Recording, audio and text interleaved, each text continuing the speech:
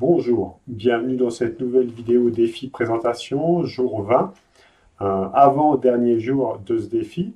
Alors aujourd'hui, je souhaitais vous parler de ma pratique personnelle. Comment je pratique, quand est-ce que je pratique et qu'est-ce que je pratique quotidiennement. Alors pour moi, c'est un aspect important parce qu'avant d'être un retransmetteur ou un enseignant, je suis avant tout un pratiquant, hein. Et pour moi, c'est vraiment quelque chose qui est fondamental parce que on ne peut retransmettre que des choses que l'on a intégrées et acquises, hein.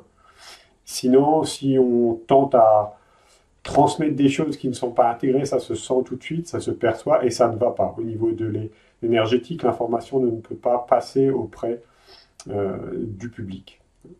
Donc, du coup, pour ma part, moi, j'ai deux moments, on va dire, fétiches pour ma pratique personnelle. C'est le matin au réveil et le soir avant de me coucher. Donc, c'est les deux extrémités de la journée. Donc, ça peut être tôt le matin, très tôt ou un peu plus tard le matin, toujours en fonction de mon heure de réveil. Ça fluctue au niveau des saisons parce qu'on sait que, par exemple, en hiver, se lever le matin, c'est un petit peu plus dur. Là, on sent que, par exemple, l'énergie remonte, donc j'arrive à me relever tôt et à pratiquer le matin. Par rapport au soir, avant de me coucher, pour moi, c'est une période que j'aime beaucoup parce que c'est une période yin. J'aime beaucoup pratiquer. Des fois, il m'arrive de pratiquer très tard, entre 23 heures et 1 heure du matin, hein. C'est des moments que j'affectionne particulièrement. Alors, en journée, ça m'arrive de pratiquer aussi, hein. Quand il fait beau, j'aime bien pratiquer dehors, dans des parcs ou dans la nature. Également avant ou après un cours, hein, en fonction de ce que je veux travailler, de ce que j'ai envie de faire. Toujours aussi en fonction de mon ressenti, hein. C'est comme dans la vidéo précédente où je vous parlais de mes actions inspirées. Ben, ma pratique, c'est pareil. Il est important que je pratique quand je me sens inspiré. Et donc, voilà. Également ou avant ou après les cours. Et au niveau du temps de ma pratique, ça fluctue en fonction, encore une fois, de mes besoins, de mes ressentis. On va dire que le minimum, c'est un quart d'heure à 30 minutes. On va dire ça, c'est vraiment le minimum. Jusqu'à 1h15, 1h30 par jour. Voilà, à peu près. Et ça peut être en plusieurs séquences aussi.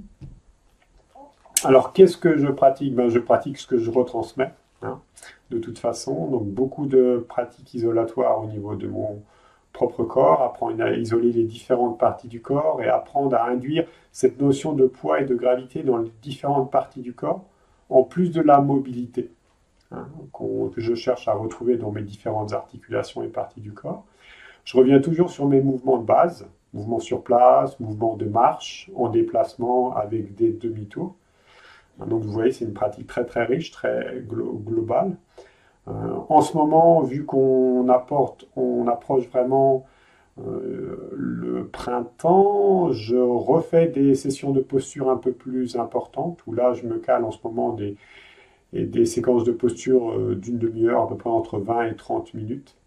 Je vous en parlerai dans mes prochaines vidéos de comment faire de la posture, ce que j'appelle posture de l'arbre et toutes ces variantes, parce que c'est vraiment une pratique importante qui vous permet de vous apporter de l'énergie, c'est-à-dire faire monter votre taux vibratoire. Contrairement au mouvement qui a pour but en Qigong de faire circuler l'énergie, le travail de la posture apporte de l'énergie. Et ça, c'est une nuance importante à faire. Mais je ferai une vidéo spécifique pour en parler. Donc voilà, vous avez déjà un petit peu l'information en avant-première. Voilà, donc vous voyez, au niveau de ma pratique, je me fie toujours à ce que je ressens, je varie, hein. Il m'arrive aussi de pratiquer un petit peu la même chose pendant une certaine durée de temps, pendant 1 semaine, 2 semaines, 3 semaines, voire plus, pour intégrer des choses qui sont plus complexes. Là, par exemple, je focalise ma pratique beaucoup sur le contenu de deuxième année de formation que je suis avec mes professeurs, qui est relié au déclencheur du souffle, de la respiration inversée, c'est-à-dire comment trouver les déclencheurs à travers le mouvement pour activer la respiration inversée de manière naturelle et non mentalisée. Un détail important que je souhaite spécifier aussi, c'est que ce que je vous partage, c'est ma pratique personnelle par rapport à mon histoire, mon vécu, mon corps, mon envie, mes possibilités, mes motivations. Il est nullement besoin de ressembler, hein, si vous voulez créer votre pratique, à moi ou à un autre. Pour l'instant, je ne suis pas un modèle. L'idée, c'est que vous trouviez votre propre modèle pour vous. Ce que je vous dis, ça peut vous inspirer, vous donner des idées, des pistes. Et ça, dans ce sens-là, c'est très bien. C'est vraiment dans cette idée-là que je le fais. Mais créez votre pratique à vous et votre façon de faire.